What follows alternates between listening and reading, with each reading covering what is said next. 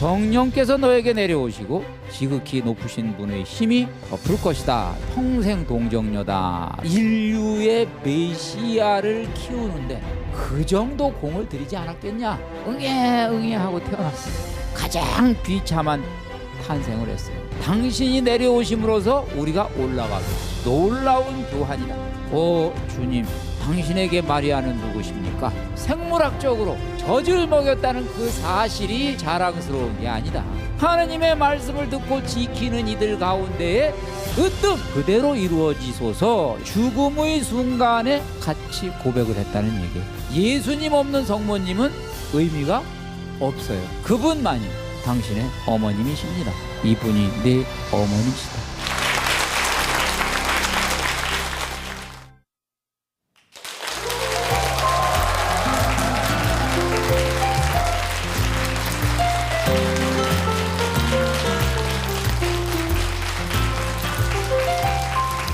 안녕하세요.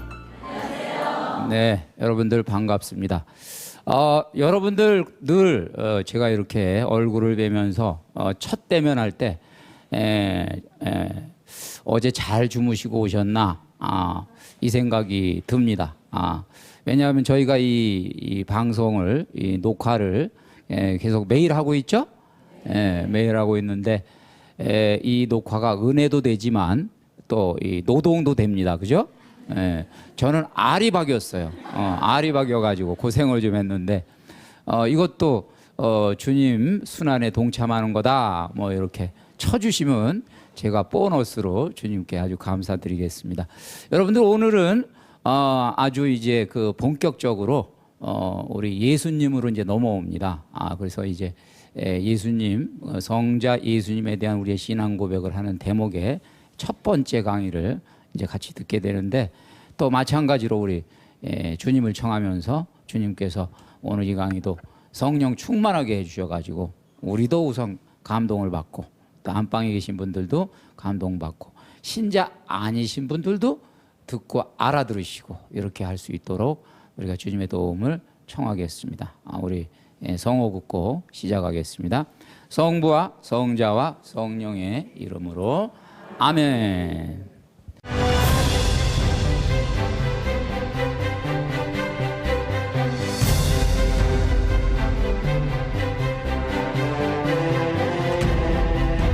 네, 오늘은 이제 여러분들 그 제목 이미 붙어 있습니다.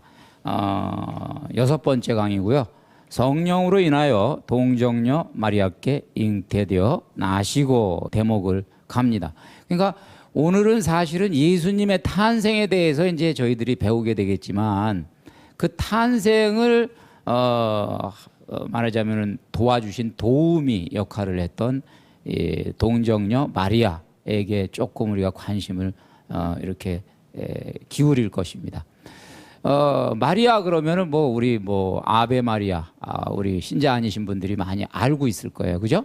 우리 성가 많이 알고 있는데 세계적으로 제가 알기로는 저는 이 음악에 조금 약해요. 제가 학교 다닐 때 그 성적 까먹은 과목이 음악입니다. 희한하게 그렇게 제가 음악을 잘못한 것 같지는 않은데 초등학교 때부터 음악은 미요, 미. 그래서 음악하고 저하고 조금 감정이 좀 있는데 요즘에는 좀 화해를 좀 했습니다. 네, 이 3대 아베 마리아 알고 계시죠? 상식이죠? 네, 우리 슈벌트 아베 마리아 하나 있고 그 다음에 두 번째 뭐예요? 구노. 여러분들 잘 아시는 구노의 아베 마리아. 그 다음에 카치니 아베 마리아. 이렇게 세 개가 있는데 구노의 아베 마리아가 이 한국의 순교자하고 연결이 돼 있다 하는 거 많이들 알고 계십니다. 이야기의 시작은 프랑스에서 시작이 되죠. 프랑스에서 이 구노가 말하자면 이제 어렸을 때 학교 다닐 때 친구가 있었어요. 그 친구하고 이제 같이 음악에 재능이 있어서 더 친했어요. 둘이. 그래서 구노도 신동이라는 이야기를 듣고 그다음에 이제 그 친구도 음악 천재라는 이야기를 듣고 그래서 상당히 많이 이제 친하게 지냈는데 이 대학교 들어갈 때 보니까 음대를 들어가지를 않고 자기는 음대로 갔는데 그 친구는 신학교를 간 거예요. 그래서 이제 그때부터 이제 서로가 이제 길이 갈리는데 그러더니 얼마 후에 신부가 되고 나서 파리 외방 전교회에 들어갔어요. 그러니까 이제 그때 당시에 외방 전교회는 동양으로 선교를 보냈습니다. 그래서 그 친구가 중국으로 선교사로 이제 파견을 받았어요. 이제 그 이야기를 듣고 이제 늘 기도해 주는 거죠. 멀리서 이제 기도로 후원해 주고 이제 이렇게 하는데 또 어느 날 갑자기 학교 게시판에 이렇게 가봤더니 옛날 학교 게시판에 이렇게 가봤더니 그 친구가 조선으로 발령을 받았다. 근데 조선은 이제 종교 박해가 있는 곳이다라는 이야기를 자기가 접하게 됐습니다. 그래서 죽지 않게 해달라고 그리고 그 친구가 무사히 돌아와서 한번 꼭 좀 우리 옛날 그 우정을 같이 나눌 수 있게 해달라고 기도를 늘 했다고 합니다. 근데 어느 날 이제 딱 그 순교 소식을 접한 거예요. 게시판에 적혀 있는 것을 보고 말하자면 옛날 같이 놀던 뒷동산으로 가서 아주 서럽게 실컷 울고 나서 그 친구가 너무 보고 싶고 그래서 할 수 있는 게 뭔가 내가 그 친구에게 우리 아베 마리아 기도에 말하자면은 기도를 좀 바쳐주고 싶다. 그래서 봉헌을 했습니다. 아베 마리아를 지어서 그것이 구노의 아베 마리아다. 순교자와 얽힌 이야기입니다. 지금 이분의 이름이 누구냐면 앵베르 주교님이세요. 어디 계세요 지금 이분이?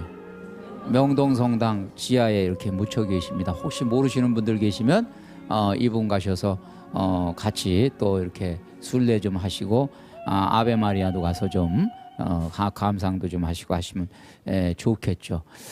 세계적으로 유명한 아베 마리아 중에서 하나가 우리 한국하고 연결이 돼 있다는 건 조금 뭔가 느낌이 좀 새로워요, 그죠? 근데 오늘 이런 그 어떤 감동을 가지고 사도신경 이제 원뜻 풀이로 들어가 보겠습니다.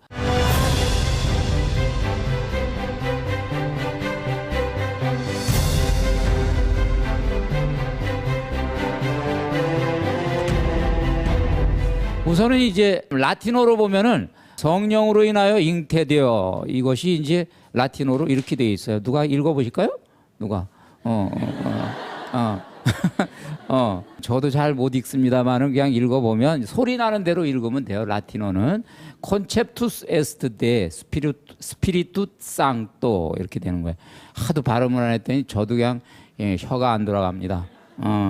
자, 어떻게 됐든 이게 무슨 말이냐면 여기서 콘셉투스라는 말은 잉태되다라는 뜻이고 에스트는 영어로 is라는 뜻이에요. 비동사. 그다음에 데이는 from. 그다음에 이제 스피리투 상토는 이제 거룩한 영, 성령 이렇게 됩니다. 그래서 라틴어는 이제 이렇게 고백을 하는데 사실은 이 고백의 원전은 성경이죠. 뭐 지어낸 이야기가 아니잖아요. 그래서 성경에 있는 이야기를 이렇게 줄여가지고 압축해서 이걸로 고백을 한 거죠. 그럼 성경에 있는 이야기를 우리가 한번 성경에서는 뭐라고 이야기가 전개가 되고 있나 이걸 이제 이야기를 한번 보면은 나자렛 동네에 한 처녀가 있었는데 거기에 가브리엘 천사가 갔다. 기억나시죠? 그래가지고 이제 은총이 가득하신 마리아여, 뭐 가득히 받으시니요 기뻐하여라 그러고 쭉 이야기를 하고 이제 잉태하여 아들을 낳으리니 그게 이제 예수다. 그다음에 이렇게 이제 얘기를 했습니다. 메시아의 아들을 낳는다. 그랬더니 처녀가 그때 이제 마리아가 나이가 몇 살이었을까요? 16으로 알려져 있습니다. 이렇게 여러 가지 계산을 해보면 당시 뭐 문화와 뭐 여러 가지 관계에서 16이다. 그때는 딱 결혼 정년기 16. 그런데 이제 이미 요셉하고 이제 약혼은 하고 있던 사이죠. 근데 성모님이 이제 그때 처녀가 이야기를 합니다. 저는 남자를 알지 못하는데 어떻게 그런 일이 나에게 있을 수 있겠습니까? 성령으로 이제 무슨 이제 아이를 뵐 거다 그랬더니 답이 뭐예요? 그 다음 얘기죠. 성령께서 너에게 내려오시고 지극히 높으신 분의 힘이 너를 덮을 것이다. 이렇게 이제 이야기를 했습니다. 이 이야기는 뭐 우리는 못 알아듣지만 그 이스라엘 백성들은 알아들어요. 왜냐하면 구약에서 이미 들은 이야기에 의하면 성령이, 하느님의 영이 또는 하느님의 기운이 또는 하느님의 영광이 이 구름 형상으로 해가지고 이 덮어서 이스라엘을 따라온 그런 그 이야기가 있죠. 이런 이야기를 수도 없이 들었습니다. 이제 그래서 덮는다는 말에 익숙합니다. 그 다음에 이제 또 이 판관들, 개신교로 치면은 사사 이제들인데, 판관이 뭐예요? 저 정의의 심판, 정의의 사자. 구약 성경에서 여러 명의 판관들이 있었죠. 판관들이 어떻게 해서 판관이 됐냐? 성령이 덮쳤다 이렇게 돼 있어요. 그래서 성령이 덮쳐서 이 사람이 갑자기 카리스마가 생기는 거예요. 능력이 생기는 거예요. 그러면은 이제 하느님의 위대한 일을 할 수 있는 사람들이 되는 거예요. 이제 처녀 마리아가 이 이야기를 전체적으로 구약에 있는 이런 이야기들하고 연결을 시키는 능력은 있습니다. 그죠? 하느님이 도우시면 다 된다. 사라가 아기를 낳지 못하는 여자였지만 임신하게 됐다. 다 알고 있죠? 이런 이야기 다 듣고 있기 때문에 일단은 생소한 개념은 아닙니다. 그렇지만은 이제 놀라움은 같죠. 그 놀라움은 뭐냐 하면, 그러면 성령으로 잉태되고 나는 지금 요셉하고 결혼을 했는데 요셉하고 상관없이 성령으로 잉태되면은 이제 결혼 망치는 거야. 그죠? 우선 이제 그것도 이제 생각이 복잡하죠. 그다음에 이제 요셉하고 이제 사는 거는 생각을 감히 못 하고 그럼 이제 미혼모가 되는 거예요. 그죠? 아이는 이제 사생아가 되는 거고, 이 정도 계산은 다 하죠. 상식이 있으면. 그래서 이제 그런 상태에서 이걸 받아들이는 겁니다. 그래서 이제 여기까지는 이제 우리가 한번 그냥 이야기를 더듬어 본 거고, 사실은 이게 성령이 이제 주인공이거든요. 그래서 성령은 뭐 하시는 분이냐? 생명의 영이죠. 태초에 하느님께서 우주 만물을 창조하실 때 그 위를 운행하시면서 말하자면 같이 작용하셨어요. 그래서 지금 이 세상에 돌아가는 생명은 사실은 성령의 소관입니다. 그러니까 성령이 이미 자연 안에도 이미 성령이 서려서 흐르고 작용하고 있습니다. 그런데 이제 이 성령은 또 여러 가지 차원들이 있잖아요. 작은 일도 하고 굳은 일도 하고 고상한 일도 하고 다 하신다는 얘기죠. 바로 이 성령께서 우리 인간이 그 태초에 이제 창조되는 순간에도 함께했습니다. 말하자면 흙으로 인간을 빚으시고 하느님이 콧구멍에다가 숨을 딱 불어넣었는데 그 숨이 성령입니다. 그러니까 흙에다가 숨 불어넣었는데 인간이 됐다고요. 그러면은 마리아한테 성령이 덮치면은 아이가 임신하는 거는 뭐 아무것도 아니지 뭐. 아무것도 아니야. 그러니까 여기에 대해서 신기해하는 사람은 머리가 나쁜 사람이에요. 왜냐하면 하느님이 하시는 일이 못 하실 게 어디 있어요? 없는 데에서도 유를 만드셨는데, 그죠? 문제는 왜 그렇게 하셨는가? 왜? 그렇죠? 그런 거를 물을 줄 알아야 돼. 그런 거를 어떤 의도에서 그렇게 하셨는가? 이런 걸 우리가 물을 줄 알아야 됩니다. 자, 그래서 이제 두 번째 이제 고백이 동정녀 마리아에게서 나시고라고 돼 있어요. 여기서 나투스라는 말은 태어나다라는 뜻이에요. 여기서 내추럴 뭐 이런 거 다 나온 거예요. 그 다음에 X, 여기서는 이제 으로부터 from, 여기 또 from이고, 마리아 비르지네, 그러면 이제 동정녀 마리아예요. 동정녀 마리아에게서 잉태되어 나셨다. 그러면 여기서 얘기하는 동정녀는 낳을 때 동정녀는 그거는 그냥 당연한 거고 평생 동정녀다라는 고백으로 연결이 됩니다. 요셉하고 결혼한 이후에도 동정으로 사셨을까? 궁금하시죠? 우리가 안 가봤으니까 몰라. CCTV 안 켜놨으니까 모르고, 사실은 모르는데 우리 교회는 여러 가지를 다 통합을 해서 평생 동정으로 사셨다고 믿습니다. 그러면 이게 쉽게 믿어집니까? 이게? 여기에 대해서 도전하고 질문 던진 사람들이 많아요. 그래도 그거는 봐줘도 되는 거 아니냐? 요셉하고 그냥 부부인데, 사람들이 그렇게 생각을 해주는 거예요. 봐주는 거예요. 그런데 교회에서 초대 교부들은 절대로 같이 자도 손은 안 만졌다. 손을 안 잡았다. 그러니까 이 이야기가 지금 이게 이제 논란거리가 되는 거죠. 여러 사람들의 이야기를 통해서 나중에 이제 보니까 3세기 말 4세기 초에 평생 동정이었다. 이것이 이제 교회에서는 거의 전승적으로 믿어오다가 이거를 확증한 것이 언제냐면은 2차 바티칸 공의회 때 1965년 발효된 그때 확증을 해버렸어요. 동정녀 맞아. 동정녀. 이렇게 해서 이제 확증을 했습니다. 여기에 대해서 저는 따지고 싶은 생각 없고 받아들이는 것이 이런 거 따지다가 평생 이거 시간 낭비할 거예요. 이거 그러면 그렇다 이렇게 받아들이는 것이 훨씬 나은 거야. 그 다음에 여기서 오는 걸 알고 이 영성 생활을 해야지. 이거 파헤치다가 이거 언제 이거 여러분 시간 낭비하지 마세요. 아주 쓸데없는 얘기예요. 그래서 우리 여기 안티오키아의 성 이냐시오께서 하신 말씀을 저는 잘 이해를 합니다. 그리스도의 신비 전체 안에서 바라보는 신앙을 가질 필요가 있다. 그러니까 그리스도가 전적으로 마리아도 그렇고 요셉도 그렇고 인류의 메시아를 키우는데 그 정도 공을 들이지 않았겠냐? 그러면 좀 슬슬 이해가 가시죠?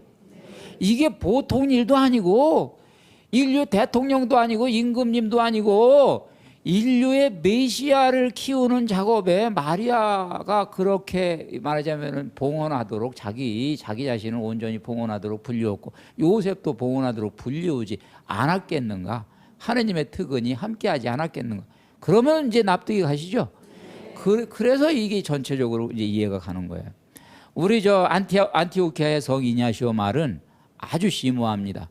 이 세상의 통치자는 이 세상에서 가장 권력을 가진 사람, 국정원 보고받는 사람이라는 뜻이에요. 이게 국정원, 국가정보원 보고를 받는 사람도 마리아의 동정성과 출산을 몰랐으며 주님의 죽음도 몰랐다.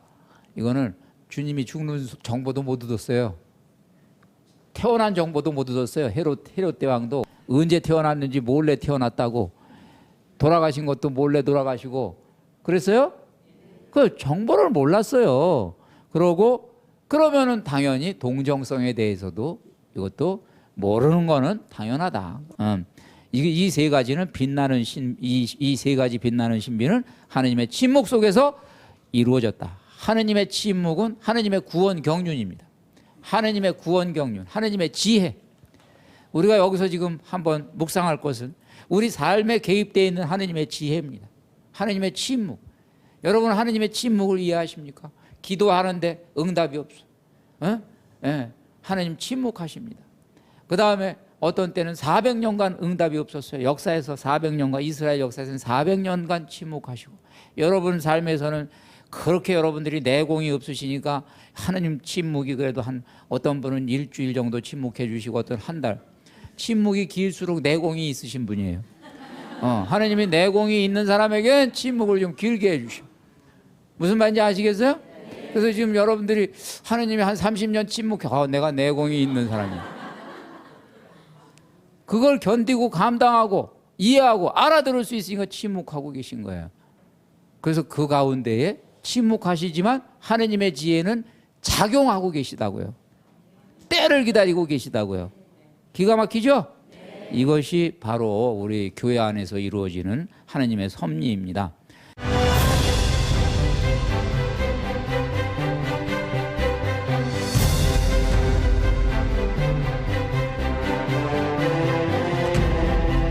자, 그러면은 이제 예수님의 탄생을 이제 볼 것 같으면 이렇게 해가지고 잉태됐으면 이제 태어나야 될 거 아니에요. 그래서 태어나는데 아우구스투스 1세 황제 때 이제 말하자면 태어나는데 왜 나자렛에서 살던 사람이 베들레헴에 가가지고 낳게 됐냐?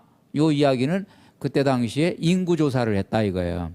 인구조사를 하는 이유가 뭐예요? 세금 걷어들이려고. 항상 인구조사는 머릿수를 세는 겁니다. 인두세 그러잖아요. 그죠? 머리에 따라서 세금을 걷어들이려고. 그럼 가서 고향에 가서 등록을 해야 됩니다.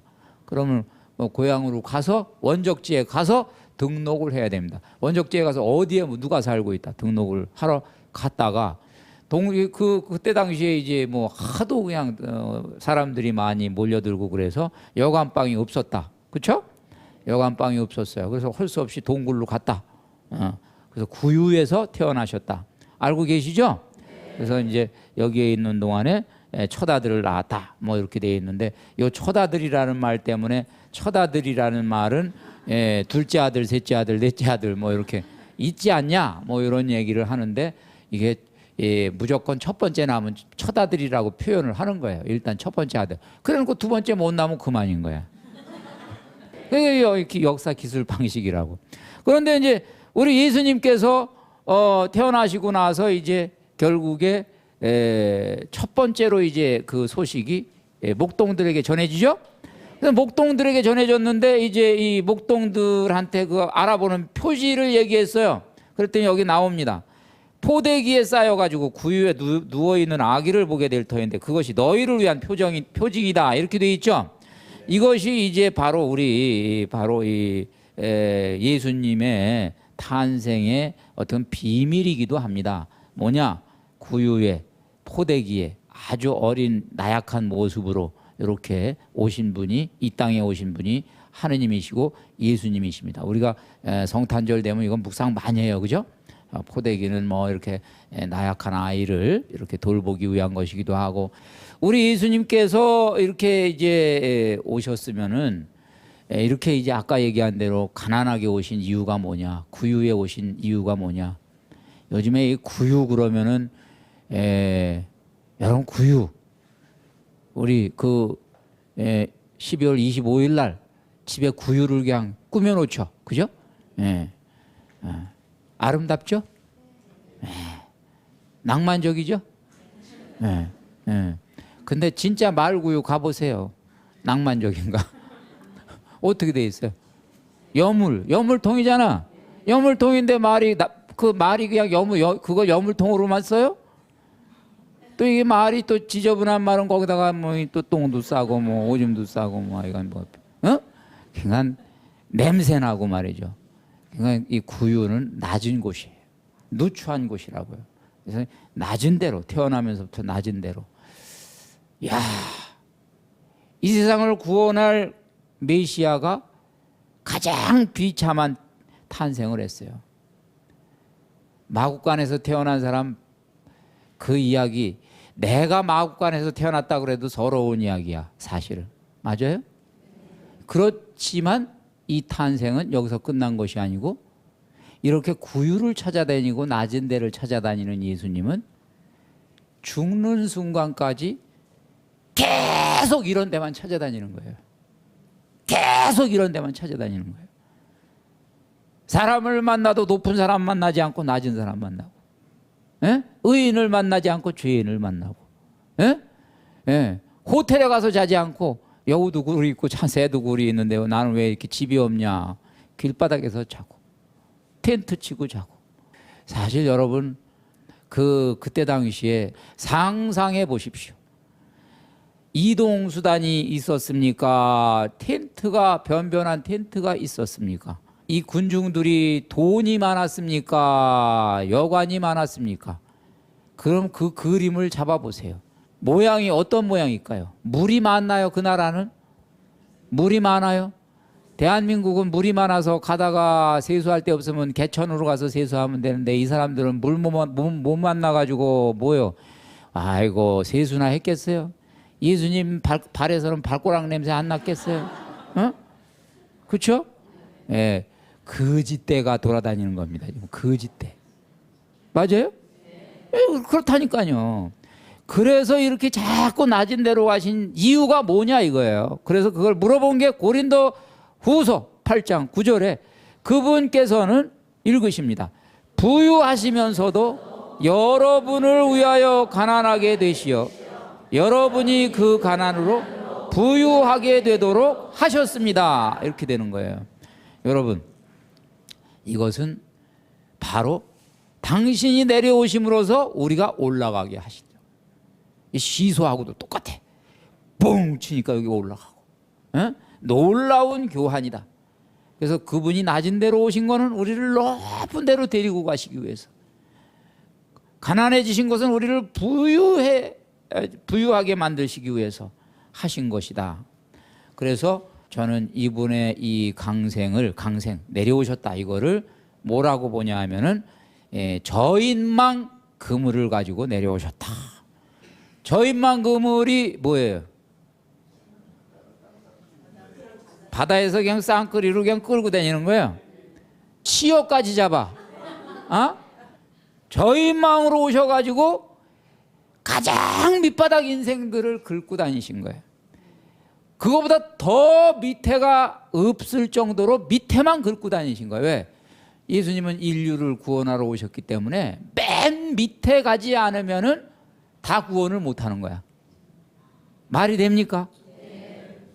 긁어야 되잖아요. 긁기 위해서 밑으로 가는 거야. 저인망 그물을 가지고. 구원이라는 거는 뭐냐? 오늘 우리 교회도 마찬가지죠. 교회도 위에 있는 분도 다 해야 되고, 생활이 좋으신 분들도 해야 되고, 상류층도 해야 되지만, 거기도 예외로 두면 안 되지만, 거기는 밑에를 긁으면 거기도 포함되는 거야 그냥. 그래서 이 저인망의 영성은 감동적입니다. 오늘도 진행 중입니다. 그것이 예수님이세요. 자, 이렇게 낮은 데로 온다라는 거는 감동입니다. 우리 영국의 선교사 가운데 윌리엄 카레이라는 사람이 있었답니다. 이 사람이 인도에 가가지고 선교를 많이 해서 어마어마한 선교 실적을 올리고 성경을 40개국어로 번역을 했대. 인도 지역에 이제 인도에는 말이 많잖아요. 그러니까 대단한 분이에요. 그래서 영국에서 이제 아주 그 존경을 많이 받았는데, 어느 날 파티, 이 선교 모금 파티 뭐 이런 거에 이제 이렇게 하는데, 이 사람의 과거를 알고 있는 여인이 나타났어요. 내가 당신 이야기 들어봤더니 당신 옛날에 구두 만드는 사람이었다면서요. 구두 만드는 사람이었다면서요. 그러니까 천한 직업이잖아요, 그죠? 근데 지금 이제 출세했네, 뭐 이런 이야기를 하려고 그런 거예요. 그랬더니 이게 자존심을 상하게 하려고 툭 건드린 겁니다. 그랬더니 이 사람이 하는 얘기가,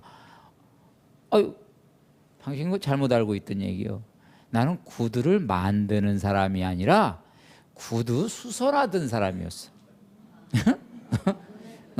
구두 만드는 사람이었으면 그래도 내가 먹고 살만했지. 수선하던 사람이었다고. 나는 더 낮게 내려가 버렸어요. 그러니까 승리죠. 말하던 사람이 얼굴 뻘개진 거예요. 부끄럽지 않다 나는.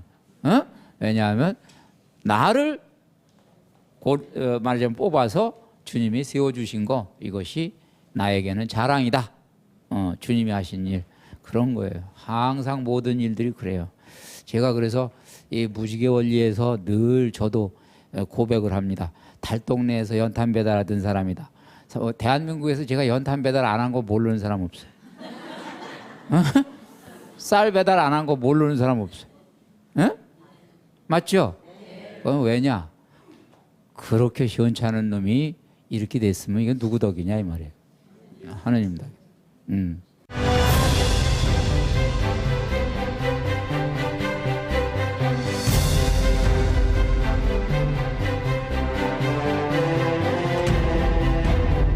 자, 그 다음에 이제 우리 예수님에 대해서 이야기를 더 진행을 좀 해보겠습니다.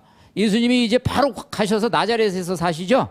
나자렛에서 사는데, 나자렛도 이게 별 볼 일 없는 동네예요. 갈릴레아 지방의 아주 변방입니다. 그래서 나중에 이제 사람들이 예수님이 이제 나자렛의 출신이라 그랬더니 뭐라 그랬어요? 나자렛에서 무슨 좋은 것이 나올 수 있겠어? 깔봤어요. 나중에 예수님이 부활하신 다음에도 제자들도 나자렛 사람이라는 말을 들어야만 했어요. 그것은 촌놈이라는 뜻입니다. 저 촌놈이었어요, 예수님이. 자, 그러면 여기서 이제 한번 우리가 보겠습니다. 메시아가 탄생지는 사실은 얼마나 영광스러운 일입니까? 그런데 탄생지로 베들레헴, 보잘것없는 베들레헴이 선택이 되고, 유년기 교육은 대단히 중요하죠. 그 교육의 장소는 촌동네 나자렛인데 이 죽음의 장소는 영광스러우며 세계적인 예루살렘에 가서 딱 돌아가셨어요. 희한하죠? 이게 뭔가 여기 영성이 있죠? 이런 것들 우리들이 좀 묵상을 할 필요가 있겠습니다. 예수님이 죽음을 통해서 영광을 받았다는 이야기예요. 결국 받을 자격이 있으시죠? 네. 자, 이제 아까 얘기했던 원점으로 돌아와 가지고 마리아를 보겠습니다. 이 마리아가 결국에 예수님의 어머니로 우리가 이제 모시는데 성경을 따라서 이 마리아와 예수님과의 어떤 관계가 있느냐, 과연 그 예수님이 성장하는 과정에서 마리아는 어떤 역할을 했느냐, 나중에 예수님은 성모 마리아를 어떻게 예우를 하셨는가, 이걸 정확하게 공부를 할 필요가 있겠습니다. 여기 보니까 루카복음 11장 28절에 여러분들 하느님의 말씀을 듣고 지키는 이들이 오히려 행복하다 이렇게 돼 있죠. 이 이야기는 무슨 이야기냐면은 이제 예수님이 이제 이 가르침이 나중에 이제 보니까 너무나 멋있어요. 예수님이 그냥 아주 촌철살인이에요. 그러고 그냥 그렇게 지혜가 있으시고, 그러니까 그 이야기를 듣던 어떤 여인이 탐복을 하다가 당신을 낳아서 젖을 먹인 이는 얼마나 행복할까요? 라고 얘기를 했어요. 에? 부럽죠? 그러니까 예수님이 이제 거기에 대해서 대답을 하시기를 하느님의 말씀을 듣고 지키는 이들이 오히려 행복하다. 그러면 예수님이 성모님을 이게 어떻게 좀 잘못된 건가요? 묵상을 한번 해보시죠. 이게 무슨 뜻일까요? 제가 여러분들 예수님의 영성, 항상 이 격조 있는 영성은 사람을 어떤 거를 칭찬하기 위해서 어떤 걸 내리 누르지 않습니다. 맞죠? 그렇죠? 절대 그런 일은 이건 인격을 가진 사람이 하는 일이 아니에요. 예수님은 천하 없어도 성모님을 훼손하지 않으세요. 그럼 여기 메시지가 있는 거죠.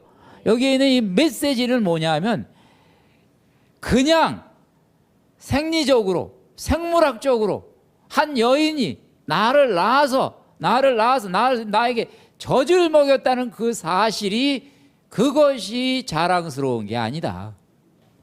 처녀 마리아가 16살 때 내 어머니로 선택이 된 거는 얼굴이 그냥 이뻐서 선택이 된 게 아니고 그냥 제비뽑기로 선택이 된 게 아니고 뭐야? 여기 있는 대로 하느님의 말씀을 듣고 지키는 이들 가운데에 으뜸 간택. 이 세상에 임금 부인도 간택을 하는데 뽑아가지고 전국에서 방 내려가지고 말이야.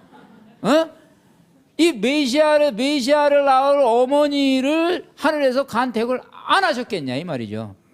간택한 기준이 뭐예요? 여기 있는 대로 하느님의 말씀을 듣고 지키는 것. 거기서 으뜸이기 때문에 간택을 했다 이거예요. 그럼 이제 성모님 그림이 잡히죠?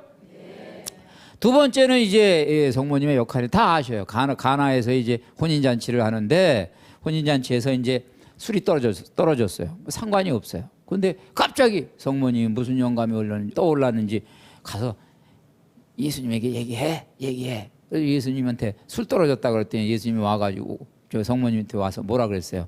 아유, 아직 때가 안 됐다고. 그게 나하고 무슨 상관입니까? 아직 때가 안 됐는데. 그랬으면은 사실은 예수님은 안 한다는 거예요, 지금. 괜히 개입하지 마세요, 어머니. 어머니, 가만히 계세요. 그런 거 아니에요? 응. 복잡하게 만들지 마세요. 응? 그랬더니 어머님이 한 고집 하셨어요, 그죠? 어떻게? 시키는 대로 해, 시키는 대로. 그랬더니 예수님이 가만히 고민하다가 에휴, 내가 집에 가서 또 밥 얻어 먹으려면 하여간 물을 떠라 항아리에다, 그죠? 그랬더니 이제 물이 포도주로 바뀌고 기적이 일어났어요, 그죠? 여기에 어머니의 역할이 시사되어 있습니다. 이 어머니는 하늘에서도 이 역할을 지금 하고 계시다는 거예요. 예? 예수님이 안 돼. 기도 올라오는 거 안 돼. 너도 안 돼. 옆에서 성모님이 아이 좀 봐줘요. 좀 봐줘. 그 얘기를 지금 우리가 그래서 전구자다. 전구 옆에서 이렇게 기도를 더 거들어 주시는 분이다. 되죠? 네. 그다음에 이제 이분이 내 어머니시다 이렇게 되어 있는데 이거는 이제 예수님이 십자가 위에서 딱 제자 가운데에는 사랑하는 제자 요한 제자가 있고 여인들이 있고 여인들 가운데 성모님이 계시고 딱 이렇게 있단 말이에요. 그래서 거기서 이제 예수님이 막 그 가상 치론도 하시고 막 이제 하시는데 그 중에 이제 딱 제자 요한한테 이분이 내 어머니시다. 어머니 아들입니다. 얘기를 했어요. 그죠? 이걸 묵상을 한번 해보자고요. 이 예수님이 지금 십자가에서 돌아가시다가 아참 내가 가면은 우리 어머니는 누가 봉양하지? 이거 걱정이군. 그러고 어머니 챙겨주니라고 그 얘기를 하셨나요? 지금 이미 뭐 저 앞에서도 이미 그 사사로운 일은 다 떠나시고 뭐 그러셨는데, 에? 이게 뭔가 구세사적으로 의미가 있다는 얘기예요. 구세사적으로. 그러니까 예수님은 이걸 구세사적인 의미에서 이분이 내 어머니시다. 그러니까 이 세상의 어머니 중에 어머니다 이거야. 에? 우리나라에서는 뭐 사임당 모시는데, 예? 그래서 어머니의 본이고, 그렇죠? 예. 그 다음에 또 이분의 이 모성이 앞으로 교회와 늘 함께 할 거다. 뭐 여러 가지가 있겠죠?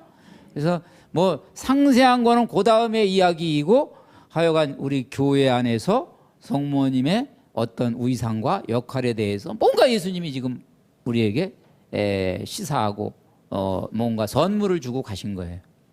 그러면은 이해가 가실 겁니다. 네.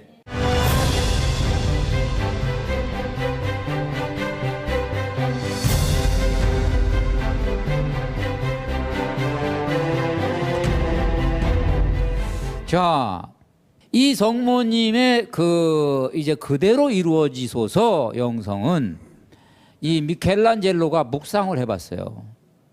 야, 이 성모님이 예수님 나올 때 주님의 종이오니 그대로 이루어지소서라고 했는데 이 미켈란젤로가 성경을 읽으면서 미켈란젤로는 성경에서 영감을 많이 얻었어요. 딴 사람들보다 성경 더 많이 읽었어요. 이 작가니까. 그때 당시에는 이 성경이 이 일반인들에게 없었어요. 이 서점에 가면 있는 게 성경이 아니에요. 도서관에나 가야지 있고 성당에나 가야지 하나 가서 빌려서 읽고 그러던 시절이었단 말이에요. 성경 딱 읽는데 그대로 이루어지소서라는 말이 처음에 태어날 때 했는데 가만히 보니까 성모님이 예수님 탁 십자가에서 밑에서 그 침묵으로 소리도 안 지르셔. 거기서 침묵으로 그 아들의 죽음을 바라보는 그 눈빛을 미켈란젤로가 이제 그 상상력으로 본 거야. 그렇죠? 그러니까 거기서 이 그림을 그린 거예요. 그림을. 그리고 이 그림의 제목을 피에타라고 적었어요. 피에타. 피에타는 충실한 믿음이라는 뜻이에요. 그러니까 그대로 이루어지소서, 주님의 뜻이 이루어지소서라는 말을 죽음의 순간에 성모님이 또 같이 고백을 했다는 얘기예요. 내 뜻이라면 아들 안 죽었으면 좋겠죠. 그러나 주님의 뜻이니까 나는 받아들이겠습니다. 나 할 때보다 더 괴로운 순간 아닐까요? 그것이 바로 우리 신앙의 또 어떻게 보면은 우리도 신앙의 출발은 좋은데 신앙의 종지부를 잘 못 찍잖아요. 그죠? 예. 그래서 이것을 우리도 잘 찍어보자 하는 이야기이고 우리 교회에서 이 뭐 여러 가지 이 말하자면 성모님에 대한 이제 이야기들이 많이 논란들이 있습니다. 그래서 성모님을 뭐 우상이니 그러는데 절대로 성모님은 예수님하고 격이 달라요. 예수님이 메시아죠. 예수님이 메시아예요. 제가 뭐 여기서 우리 구원에 대해서 뭐 저는 자신 있게 선언해요. 그래도 성모님은 섭섭하지 않아요. 뭐냐? 말하자면 예수님만 안 사람들은 구원을 받아요. 응? 성모님에 대해서 모르고 그래도 구원을 받아요. 상관없어요. 그러나 예수님을 모르고 성모님만 안 사람은 구원을 못 받아. 에? 무슨 말인지 아시겠죠? 그러니까 이 성모님 없는 예수님은 어떻게 됐든 우리 안에서 의미가 있어, 구세사적으로. 그런데 예수님 없는 성모님은 의미가 없어요. 그건 성모님이 인정하는 바야. 그러니까 우리가 이런 거를 명확하게 알고 있다면 우리는 성모님을 우상으로 숭배하고 있는 게 아니에요. 그래서 우리 교회에서 보통 성인들 그럼 공경지례 그러죠? 그런데 최상의 공경은 상경지례. 이것은 바로 성모님한테. 그 다음에 흠숭지례는 하느님, 예수님 뭐 이렇게 이제 하는 겁니다. 그래서 성모님이 상경지례를 받을 그 자격이 있다는 얘기를 알베르토 성인은 이렇게 얘기합니다. 성자께서는 당신의 어머니를 무한히 존귀한 존재로 만드셨다. 열매 속에 무한한 완전함이 존재한다는 사실은 그 열매를 맺게 한 나무에도 어느 정도 무한한 완전함이 존재함을 드러낸다. 그러니까 좋은 나무에서 좋은 열매가 나오는 거다 이 말이에요. 열매를 보면 나무를 아는 거예요.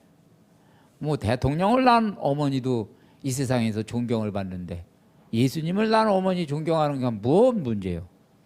문제가 없죠? 네, 그건 거기까지 얘기하겠습니다.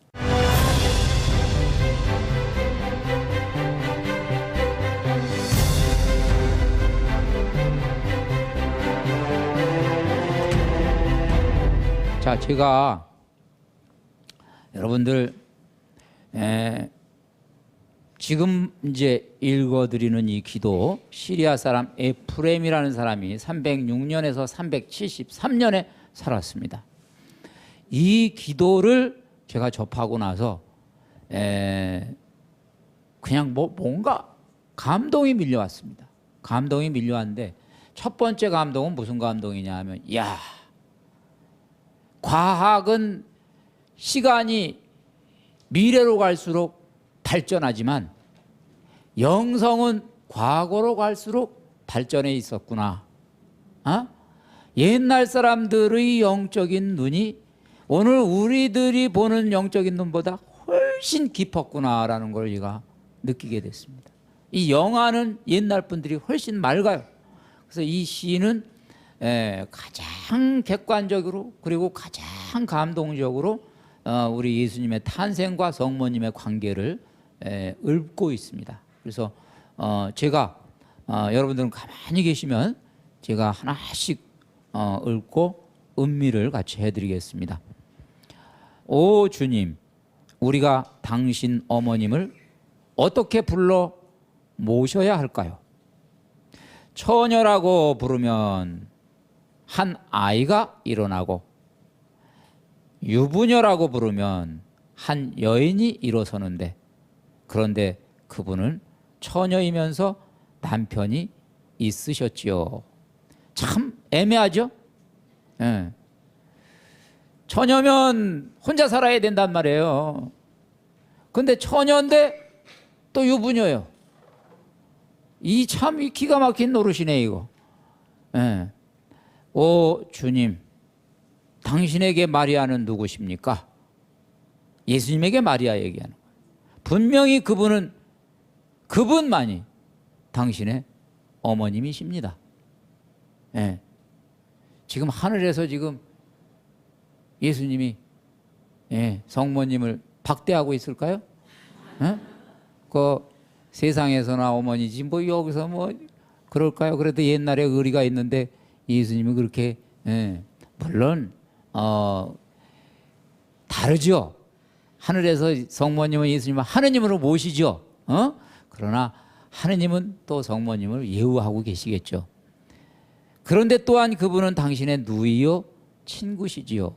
예수님 그렇게도 얘기했죠. 아버지 뜻 실행하면 다 내 누이요 내 친구다. 온 교회와 함께 그분은 당신의 연인이요 당신에게 모든 것입니다.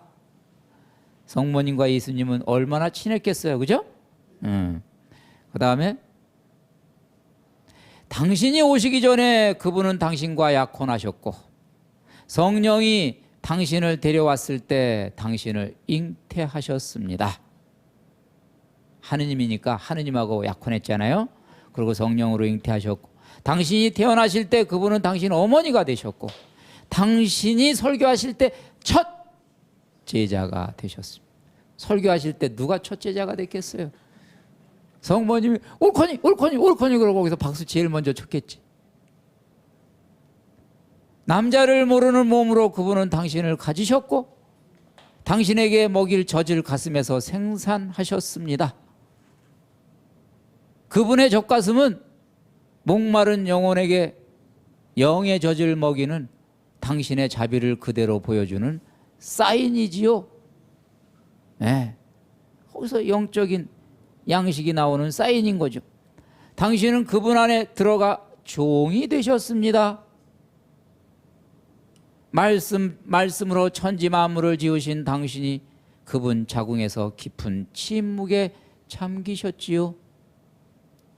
여기서 얘기하는 종은 하느님의 일을 하는 하느님의 종이고, 그 다음에 또 성모님의 일단은 이제 말하자면 엄마 아빠 관계에서 또 성모님도 따라야 되고, 일단은 그런 설명이겠죠. 그리하여 모든 사람이 당신 음성을 듣게 되었습니다. 이제 이렇게 해서 이 침묵에 잠겨서 이제 음성을 가진 아이가 태어났습니다. 여기 절정입니다. 왕들의 왕인 당신이 그분 안에서 비천한 몸이 되셨고, 풍요의 샘인 당신이 그분 안에서 가난해지셨고, 전사들의 전사인 당신이 그분 안에서 무력해지셨고, 새들까지도 입히는 당신이 그분 안에서 벌거숭이가 되셨습니다. 그래서 응애 응애 하고 태어났어요. 그죠?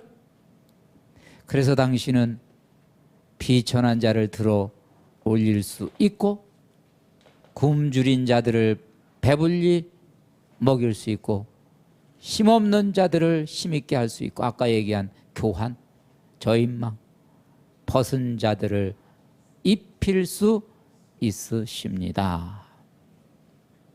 아멘. 오늘 아마 제가 얘기한 것을 이렇게 짧게 시로 썼어요. 야, 이게 300년대에 썼습니다.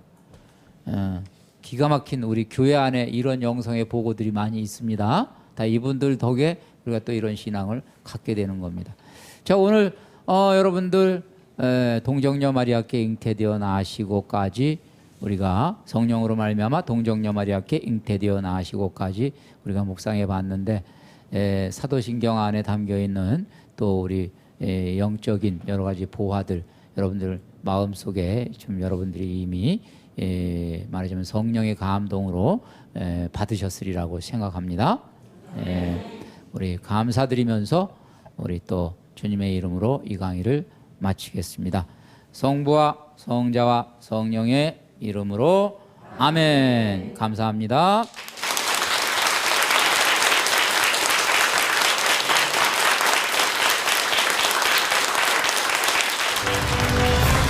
지금 현재 나의 기쁜 소식이에요. 지금 나에게 당장 기쁜 소식이에요. 예수님의 공생활로 들어갑니다. 본시오 빌라도 통치 아래서 주님께서 나를 보내시어 가난한 이들에게 기쁜 소식을 전하고, 기쁜 소식이 뭐냐? 원점으로 돌아가는 원상복귀, 치유, 탄감, 용서.